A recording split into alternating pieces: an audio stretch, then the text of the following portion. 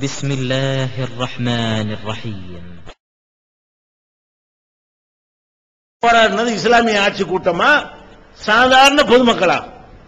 சாதாரண பொதுமக்கள். இதுக்கு எதிராக பள்ளிவாசல் அறிவிப்பு செஞ்சு கூட்டின கூட்டம் தான் இதுக்கு எதிராக கடுமையான ஒரு எதிர்ப்பை கொடுத்தார்கள். கடைசியில் அந்த ஷாபான் வழக்கிலே சுப்ரீம் கோர்ட் தீர்ப்பு அளித்தும் கூட அது அரசாங்கம் ஓரம் கட்டிடுச்சு. முஸ்லிம்களுக்கு பொருந்தாது என்கிற ஒரு சட்டத்தை கொண்டு வந்து வக்ஃப் வாரியத்தின் மூலமாக பாதிக்கப்பட்ட கொடுக்கலாமே தவிர சம்பந்தப்பட்டவனை கொடுக்க சொல்லி உத்தரவு போடக்கூடாது என்று சொல்லி செஞ்சாங்க. இப்ப நமக்கு இஸ்லாத்துக்கு எதிராக என்னமாவது ஒன்று வறுமையானால் அதை எதிர்க்கணுங்கிறது உண்மை. அதுக்கே இஸ்லாமிய ஆட்சிங்கிற கோஷம் போட்டா எப்படி? நீ ஆட்சிக்கு பிடிச்சிட போறியா? இருந்து கொண்டுதானே சாதிக்கணும். நீ என்னத்தை கோஷம் போட்டாலும் அவன் தான் ஆட்சியில் இருக்க போறான். நம்ம ஆட்சிக்கு வர முடியாது, அவன் தான் மெஜாரிட்டி எடுக்கிறான், நம்ம மைனாரிட்டியா தான் இருக்கிறோம். நீ என்னத்தை கோஷம் போட்டாலும் நீ போய் பிரதமராக போக முடியாது. ஆனத்தான் ஏதாவது நீ சீர் செய்ய முடியும். அவன் கையை வச்சுதான் அதை சரி செய்ய வேண்டும் என்றால் நீங்க இறங்கி போராடி செய்யலாமே. ஷாபான் வழக்கில் நம்ம காரியம் சாதிச்சமா இல்லையா? இன்னைக்கு நமக்கு அந்த சட்டம் இல்லாம போச்சா இல்லையா? முஸ்லீம் பர்சன் இல்லாம கை வைக்கணுங்கிறான். கல்யாணம் காட்சி எல்லாம் வந்து அரசாங்கம் தலையிடக்கூடாது என்று சட்டம் இருக்கிறது.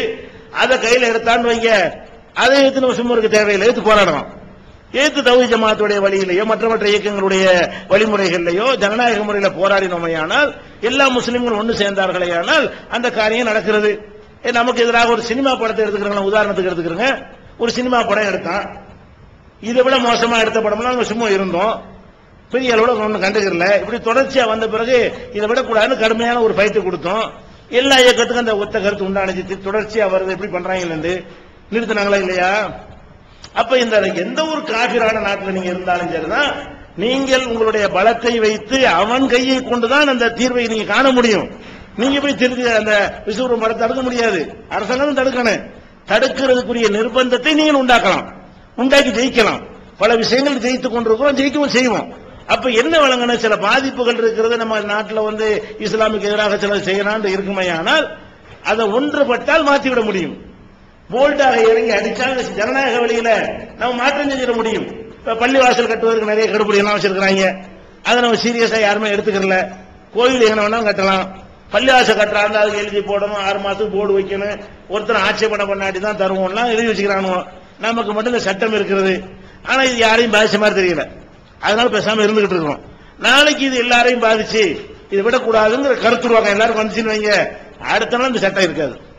நம்ம ஒழுங்கா ஃபைட் கொடுத்தால் சட்ட நிச்சயம் ஓட்டு பொறுக்கிறவன் தானே, அடுத்த நாள் சட்டத்தை வாபஸ் வாங்கிடுவான். நீங்களும் கண்டுக்கிறலங்கிறனால சில சட்டங்கள் திணிக்கப்படும்.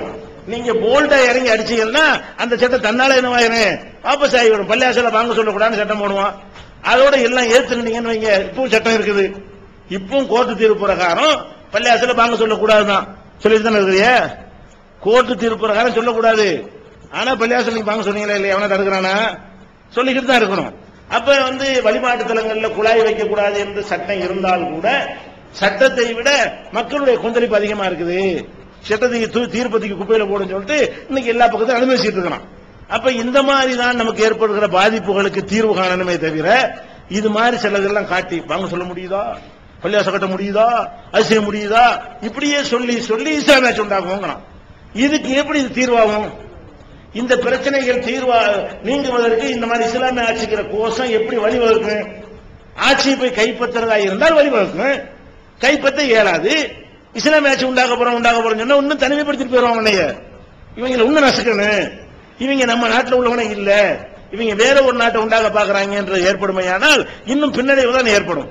அதனால இந்த இஸ்லாமிய ஆட்சிங்கிற அந்த கோஷம் வந்து ஒரு கடுகளவு கூட உண்மை இல்லாத, சாத்தியம் இல்லாத, மார்க்கத்தில் அனுமதிக்கப்படாத, மார்க்கத்தில் வலியுறுத்தப்படாத ஒரு பொய்யான ஒரு கோஷம். நமக்கு என்ன இருக்கிறது? அல்லாஹ் சொல்றான், யாருக்கு நம்ம ஆட்சியை கொடுத்தோமோ அவர்கள் வந்து அல்லாஹ்வுடைய சட்டங்களை நிலைநாட்டுவார்கள். லைன் மக்கன்னாகும் பிள்ளார்லி, பூமியில நம்ம அவங்களுக்கு அதிகாரத்தை கொடுத்தால் நம்ம சட்டத்தை நிலைநாட்டுவார்கள். அல்லாஹ் ஒரு புகழ்ந்து சொல்றான். இப்ப உதாரணமா நம்ம தேர்தல் போறதுல ஒரு பேச்சுக்கு இந்தியா முழுசும் ஏகத்துக்குள்ள இருந்து நம்ம கையில் ஆட்சி வந்துச்சுன்னு வைங்க, நம்ம எப்படி செய்வோம்? குர்ஆன் படி தான் செய்வோம். மெஜாரிட்டி வந்துட்டோம்னு வைங்க, அது தன்னால் நடக்கும். நம்ம அவர்களுக்கு ஆட்சியை கொடுத்தோமையானால், அவர் நன்மக்களா இருந்தார்களே ஆனால் அல்லாஹ்வும் ரசூலும் சொன்னபடி செய்வார்கள். சரி, முஸ்லீம்கள் வாழக்கூடிய நாடு இருக்க, அங்கெல்லாம் இஸ்லாமிய ஆட்சி வந்துச்சா? இங்க உட்கார்ந்து இஸ்லாமிய ஆட்சி பேசுறான. துபாயில என்ன ஆட்சி நடக்குது? முஸ்லீம்களுடைய ஆட்சி நடக்குது, இஸ்லாமிய ஆட்சியா? துபாயில இருக்கிறவன் ஆட்சி பண்றது எப்படி இருக்குதோ அப்படித்தான் இவங்க ஆட்சி இருக்கும். ஏன்? இவங்கள்ட்ட இஸ்லாம் கிடையாது. இஸ்லாமிய ஆட்சி சொல்லக்கூடியவன்ட்ட குர்ஆன் ஹதீஸ்படி எதுவுமே செய்ய மாட்டேங்கிறான். ஆனா இஸ்லாமிய ஆட்சி கொண்டு வர போறேங்கிறான். முஸ்லிம் நாடுகள்ல உள்ள ஒரு ஆட்சியாவது இஸ்லாமிய முறையில் இருக்குதா? நம்ம நாடு தங்கம். துபாயை போய் பார்த்தீங்கன்னு சொன்னா அங்க உள்ள ஒழுக்கக்கேடு, அங்க உள்ள அனாச்சாரம், அங்க உள்ள பாலியல் ஆபாசங்கள், அவங்களுடைய உடை நடை எல்லாத்தையும் பார்த்தீங்கன்னு சொன்னா இது எவ்வளவு இந்தியா எவ்வளவு தேவைன்னு சொல்லலாம். அப்ப இஸ்லாமிய ஆட்சி எங்க இருக்குங்க? அப்ப இருக்கிறவனை பொறுத்து அமையுங்கிறது. முஸ்லிமே ஆட்சியில இருந்தா கூட இருக்கிறவன் கரெக்டா இருந்து மக்களுடைய சப்போர்ட்டும் கரெக்டா இருக்குமே ஆனால் அப்ப அந்த மாதிரியான ஒரு ஆட்சி அமையும். அப்படி இல்லை என்று சொன்னால் எவன் ஆட்சியில இருந்தாலும் அவன் எப்படி நினைக்கிறான் அப்படித்தான் கொண்டு போவானே தவிர இஸ்லாமிய ஆட்சி வராது. அப்ப இந்த இஸ்லாமிய ஆட்சிங்கிற ஒரு கான்செப்டை வைத்துக் கொண்டு மக்கள்கிட்ட ஏமாத்துவார்களே ஆனால் இதெல்லாம் நீங்க என்ன செய்யணும்? பாயிண்டா புரிய வைக்கணும். ஒண்ணு, இது குர்ஆன்ல இல்ல, எந்த நபியும் சொன்னது கிடையாது. பாயிண்ட் ஒண்ணு. இப்படி ஒரு கொள்கையை வைத்தால் தாவா செய்யக்கூடிய ஒரு இயக்கத்திற்கு இது இருக்கவே முடியாது. தாவா செய்ய இயலாது. இஸ்லாமிய ஆட்சி அமைக்க போறோம்னு சொல்லிட்டு என்ன செய்ய முடியாது? ஒரு மனிதனை இஸ்லாத்துக்கு வான்னு கூப்பிட முடியாது. நீங்க ஆட்சி அமைக்க நாங்க வரணும் உங்களுக்கு அப்படின்னு கேட்பான். அப்ப இது பிராக்டிகலா சாத்தியப்படாது. அதுபோக இஸ்லாமிய ஒரு ஆட்சியை உண்டாக்குவதாக இருந்தால் அதற்கு வழிமுறை இருக்கணும். வழிமுறை என்ன? ஒன்னு ராணுவ பலம் இருக்கணும், இல்லைன்னா அதிகமான மக்களுடைய பெரும்பான்மை, அதிக பெரும்பான்மை இருக்கணும். சின்ன மெஜாரிட்டி இருந்தா கூட சட்டம் திருத்த முடியாது. அதிக பெரும்பான்மையோட என்ன இருக்கு? நமக்கு அந்த நாட்டில் ஆதரவு இருக்க வேண்டும். அந்த மாதிரி இருக்கிற இடத்துல வேண்டுமானால் என்ன செய்யும்? உண்டாக முடியும். அதுவும் இல்லை, எந்த ஒரு வழியும் இல்லை, திட்டமும் கிடையாது. சரி, இஸ்லாமிய ஆட்சி உண்டாக போறோம்னு சொல்லக்கூடிய இவர்கள் மார்க்கத்தில் இஸ்லாமிய ஆட்சி இஸ்லாமத்தின் நடக்கிறாங்களா? தொழுகையில, அகீதாவுல, மூழுது ஓதலாம் இஸ்லாமிய ஆட்சி உண்டாக்குறாங்க. ஜெண்டா கொடி மரம் ஏத்துறான், அவன் என்ன செய்யறான்? இஸ்லாமிய ஆட்சி உண்டாக்க போறாங்கிறான். ஃபுல் ஷேவ்டா நீங்க பணம் போடுறாங்க, இஸ்லாமிய ஆட்சி உண்டாக்க போறாங்கிறான். சுண்ணத்தான ஒரு தாடி கூட வச்சு ஒரு படம் இருக்க முடியல, அவன் என்ன செய்ய போறாங்கிறான்? இவன் உண்டாக்குற ஆட்சி எந்த மாதிரி இருக்கும்னு பார்த்தோம்னு சொன்னா துபாய் மாதிரி இருக்கும். இவங்க உண்டாக்குற ஆட்சி எந்த மாதிரி இருக்கு? இஸ்லாமிய ஆட்சி உண்டாக்கிட்டாங்கன்னு சொன்னா துபாயில இருக்கிற இஸ்லாமிய ஆட்சி அந்த மாதிரியான ஒரு பஹ்ரைன்ல இருக்குதுல, அந்த இஸ்லாமிய ஆட்சி உண்டாக்க முடியுமே தவிர அல்லாஹ் ரசூலும் சொன்ன மாதிரி இஸ்லாமிய ஆட்சி உண்டாக்க முடியாது. அதே மாதிரி இஸ்லாமிய ஆட்சின்னு சொல்லக்கூடிய இவர்களை குர்ஆன் சுன்னாங்கிறதுல இல்லாம வேற வேற கொள்கையில் உள்ளவர்களா தான் இருக்கிறாங்க எல்லாருமே. ஒருத்தராவது குர்ஆன் சுன்னாவுல இருக்கிறோம் என்று சொல்லி என்ன செய்யல? இஸ்லாமிய ஆட்சி கூப்பிடல. ஏன்னா குர்ஆன் சுன்னான்னு இருக்கிறவனு கூப்பிட முடியாது, அவன் கரெக்டா விளங்கி வச்சிருப்பான். எல்லாம் மதுகபாதிகளா இருக்கான். இஸ்லாமிய ஆட்சி கூப்பிடுற அம்புட்டு பேருமே ஒன்னு மதுகபு, தரிகா, இதை பின்பற்றக்கூடியவனா இருக்கிறான். இவன் ஆரம்பிக்கிற இஸ்லாமிய ஆட்சி வச்சுன்னு வைங்க, அப்ப என்னென்ன சட்டம் போடுவான்? நம்ம ஷேக் அப்துல்லா ஜமாலிட்ட போட்டோம்ல, அந்த சட்டம்லாம் வந்துடும். இஸ்லாமிய சட்டம் குற்றவியல் வருதுங்க. மன்னர் பச்சாரங்க தண்டனை இல்லை அப்படிலாம் வருது ஃபிக்ஹ் கிதாபுல. ஹனபி கிதாபுல ஹனபியா இருக்கான்னு வைங்களேன், அவங்க கையில இஸ்லாமிய ஆட்சியை கொடுத்தா எப்படி இருக்கு? ஹனபி சட்டம் சிறுமியை சீரழிக்கலாம், அதுக்கு தண்டனை இல்ல. ஊம பண்ண கருத்தா தண்டனை இல்ல. அல்லாஹ்வுடைய சட்டத்தை நிலைநாட்டுறாங்க. நிலைநாட்டுன்னு சொல்லிவிட்டு இவனுடைய கொள்கை என்ன வருது? மதுகபா இருக்கிறது. மதுகபா இருந்தா இவங்களோட குற்றவியல் சட்டம் எப்படி இருக்கு? தந்தனமா திருடலாம். உங்களோட இஸ்லாமிய சட்டம் எப்படி இருக்கு? கையை விட்டு திருடினா தண்டனை இல்ல. ஒருத்தன் உள்ள போய் ஒருத்தன் வெளியே நின்றுகிட்டு ஜாமான அள்ளி போட்டான்னு வைங்க, 2 பேர் வந்துட்டாங்கன்னு வைங்க, இவருக்கு தண்டனை இல்லைன்னு கிதாபுல இருக்குது. இதைத்தான் அமல்படுத்துவான். அந்த கொள்கையிலே தொழுகக்கூடியவன், அந்த கொள்கை பிரகாரம் நோன்பு வைக்கக்கூடியவன், இந்த குற்றவியல் சட்டத்தை அந்த கொள்கையில அவன் செய்வான். அப்படி செஞ்சா அந்த சட்டம் எதுக்குங்கிற அதுக்கு இதே பரவாயில்லையே. இவங்க சொல்லக்கூடிய மதுகபுல உள்ள இஸ்லாமிய சட்டங்களை விட நம்ம இந்தியா சட்டம் ரொம்ப பெட்டரா இருக்குதே. திருடின தண்டனையா கொடுப்பானே இவன்? சிறுமியை சீரழிச்சா ஏதாச்சும் உள்ளேஜ் பிடிச்சி போடுவானே? தலைவர் தப்பு செஞ்சாலும் பிடிச்சி ஏதாவது பேப்பர்ல எழுதிட்டு இருப்பானுல. இவங்க சட்டத்தில் என்ன இருக்கு? மன்னருக்கு தண்டனை கிடையாது, தண்டனமா திருடலாம், ஊமையை சீரழிக்கலாம், சிறுமியை சீரழிக்கலாம், அது மாதிரி மிருகத்தோட நோன்பு வச்சுக்கிட்டு சேரலாம். இப்படி இந்த மாதிரி எல்லாம் எழுதி வச்சு இதையெல்லாம் சட்டமா ஆக்கினாங்க. என்ன உருப்படுமா? என்ன இஸ்லாமியாச்சும் கொண்டு வரா சொல்லும் முதல்ல? எந்த மாதிரி கொண்டு வருவ? இஸ்லாமிய லாவை சொல்லும் முதல்ல. நீ ஆட்சிக்கு வந்தீங்கன்னா எங்களுடைய லா இதுதான் முதல்ல, அதையாவது சொல்லு. ஒரு பிரகடன பயிலா இருக்குல்ல, நாங்கள் ஆட்சிக்கு வந்தோமே ஆனால் எங்களுடைய லா இதுதான் சொல்லி போட முடியுமா அவனால? அப்ப எல்லாமே மக்கள் ஒரு ஓட்டு பொறுக்கிறதுக்காக வேண்டி ஒரு தலைமை எல்லாரும் இப்படி இறங்குவாங்க. இப்ப ராமதாஸ் நினைஞ்சாரு, மரத்தை வெட்டினார், மரத்தை வெட்டி சாலையை மறிச்சாரு, வச்சு அப்ப ஒரு கூட்டம் சேருது, வீரம் அப்படிதானே, மரத்தை வெட்டுறாரு, ஸ்தம்பிக்க வச்சுட்டாரு. அப்புறம் மரத்தை நடுறான், அவனை மரத்தை வெட்டுறேன்னு ஆரம்பிச்சான் இயக்கம். மரம் வெட்டி ராமதாசன் பேர் வாங்கினவன், நாங்கள் தான் 25 லட்சம் மரங்களை இதுவரைக்கும் தமிழ்நாட்டில் நட்டுருக்கிறோம். நேற்று டிவியில் பேசிட்டு இருக்காங்க. 25 லட்சம் மரத்தை நட்டினாராம். அப்ப கொள்கை என்ன? மரம் நட்டுறது அவனுடைய கொள்கை. ஆனா கூட்டம் சேர்க்கறதுக்கு மரத்தை வெட்டணும். பாயிண்ட் வழங்குதா? அவன் கொள்கை வேறையா இருக்கும். மரம் நடுவது அவனுடைய கொள்கையா இருந்தா மரத்தை எடுத்து வெட்டினா என்ன பாப்பாங்க?